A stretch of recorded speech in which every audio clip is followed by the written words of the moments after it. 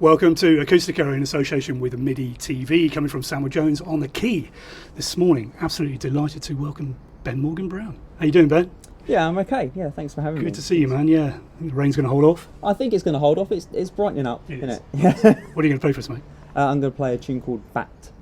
Go for it.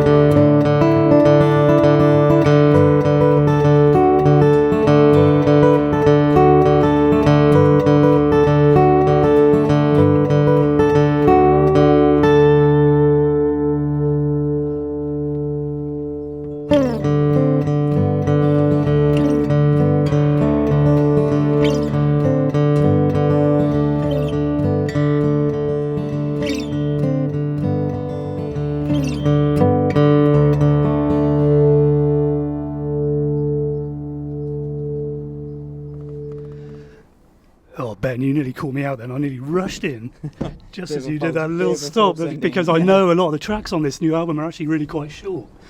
You know, a couple of them are less than a minute long, right? Yeah, they are. I mean, that's kind of part of the reason why I sort of called the album Moment. Yeah. Really, because you know, it is like little moments, and it was and it was all recorded like in a single afternoon as well. I hadn't kind of planned to record it. I was just saying to you earlier, I bought a new microphone and just sat down to test it.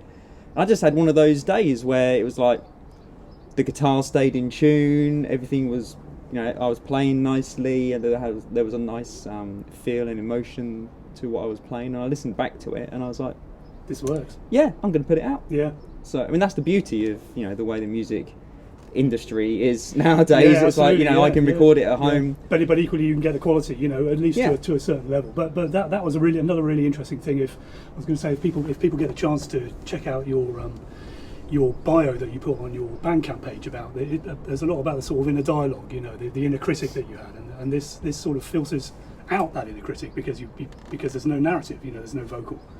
I mean, there's definitely a narrative for me.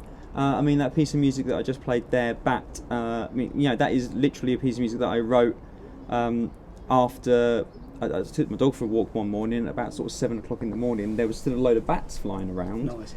And I kind of really wanted to express that, but I just can't think of a way to express that in words, really. You know, how do you write a song about what it looks like to watch bats?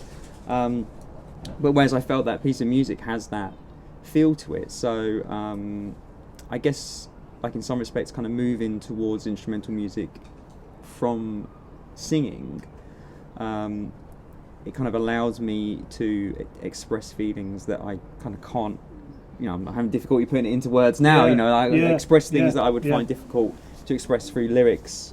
I think to look more outward, I think, actually, in a funny way, even though instrumental music is quite, inward looking in some respects, it actually allows me to look outward for inspiration more. Right, okay. Because I mean, for me, and I think also it maybe an instrumental piece gives people the space to hear a melody that's in it as well. When I was listening through your album last night, I'm thinking, I can hear an alternative melody in that. I can hear a sort of vocal melody that goes with it. So that you've got that space to sort of interact with it a little bit more. It's not so much in your face. You know what I mean? Yeah, and I think it's open to interpretation as well. Absolutely, and I listen to a lot of instrumental music, and like recently, I really got into the habit of listening to music whilst I'm walking, and it's almost like you kind of create your own movie, because you've got there's, like you say, you're perhaps there's a narrative from the author of the music, but as you're walking around and I'm seeing things, and quite often that kind of interacts with the music that you're listening to in quite a particular way, and I kind of really enjoy the fact that there's just more space for interpretation, I think, as an artist and as a listener with that style of music. So the album's Moment. People are going to check it out. It's on Bandcamp and it's on Spotify Bandcamp as well. Racking up some pretty crazy views on Spotify, I think. Yeah, it's doing really well. I mean, loads better than anything else I've ever put out, which is surprising and really, heartening as well. Because it's. I mean, there are very few solo acoustic players in the Southwest. I think off the top of my head, I can only actually think of one. Right. Yeah. Who's, do you know what I mean? That actually sort of the work with instrumental only. So, I don't know. Yeah, I guess there's an aspect of the people who like instrumental guitar music are very much going to sort it, seek it out. And I suppose that's when you're kind of working in the singer-songwriter field, there's a lot more competition. Exactly. And it's kind of hard to stand out or make a mark in some way, I suppose. Absolutely brilliant. Well, Ben, you're going to do us another track? I am going to do another track, What are you going to play? I'm going to do a track called Down by the Great River Ouse. Fantastic. Go for it.